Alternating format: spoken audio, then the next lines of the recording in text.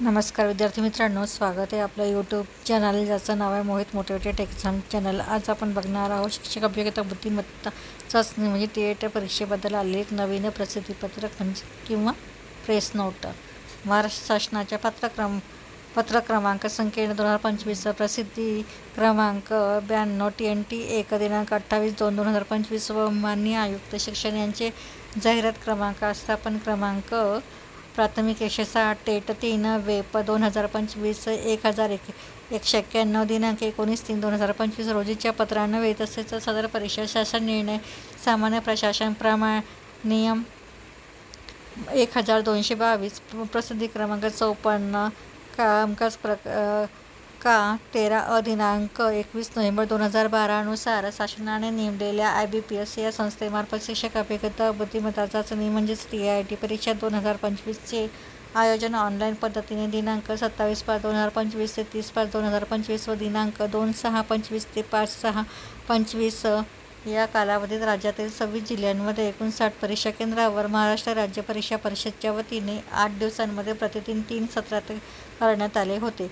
सदर परीक्षेस एकूण 2,28,808 परीक्षार्थी किंवा उमेदवारांनी नोंदणी केली होती। त्यापैकी परीक्षेस एकूण 2,11,308 प्रविष्ट झाले होते।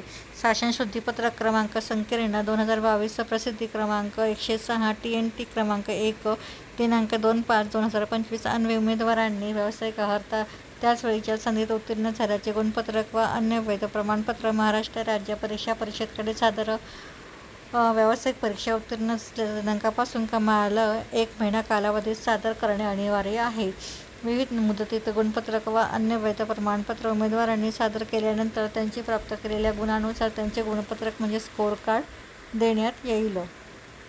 दिनांक 17/8/2025 रोजीच्या प्रसिद्ध निवेदनाच्या अनुषंगाने बीड परीक्षेचे 15,775 प्रविष्ट अपियर व DLED परीक्षेचे 1,342 प्रविष्ट म्हणजे अपियर असे एकूण 1,778 विद्यार्थी किंवा उमेदवारांनी प्रविष्ट म्हणजे अपियर म्हणून ऑनलाईन आवेदनपत्र भरले होते। तरी दिनांक 14/8/2025 अखेर BED परीक्षेचे 9,951 व DLED परीक्षेचे 827 असे एकूण 10,778 प्रविष्ट म्हणजे अपियर विद्यार्थ्यांच्या किंवा उमेदवारांचा निकाल प्रसिद्ध करण्यात येत आहे।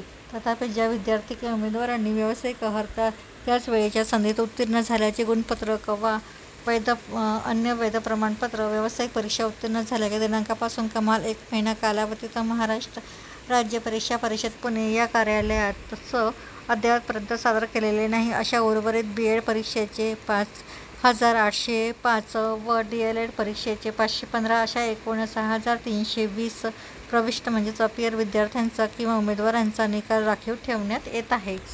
सदर परीक्षेचा निकाल आज दिनांक 18/8 रोजी प्रसिद्ध करण्यात आला असून सदर परीक्षेत प्रविष्ट झालेल्या उमेदवारांनी गुणयादी गुणपत्रक म्हणजे स्कोअर लिस्ट व स्कोअर कार्ड महाराष्ट्र राज्य परीक्षा परिषदच्या म्हणजे www.nsp.pune.in या संकेतस्थळ उपलब्ध करून देण्यात येत आहे। याची सर्व उमेदवारांनी नोंद घ्यावी।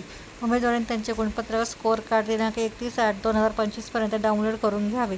उमेदवारांनी विहित मुदत त्यांचे गुणपत्रक म्हणजे स्कोअर कार्ड डाउनलोड करून न घेतल्यास त्याची सर्वस्वी जबाबदारी संबंधित उमेदवारांची राहील। त्यानंतर यावरती झालेल्या कोणत्याही प्रकारच्या विनंतीचा विचार केला जाणार नाही असे महाराष्ट्र राज्य परीक्षा परिषद अनुराधरोक यांनी म्हटले आहे। तर ही होती शिक्षक अभियोग्यता बुद्धिमत्ता चाचणी टेट परीक्षा 2025 बद्दल आलेली एक प्रसिद्धी नोट पत्रक किंवा प्रेस नोट। व्हिडिओ आवडल्यास व्हिडिओला लाईक करा, कमेंट्स करा, जास्तीत जास्त व्हिडिओ शेअर करा आणि चॅनलला सबस्क्राईब करायला विसरू नका।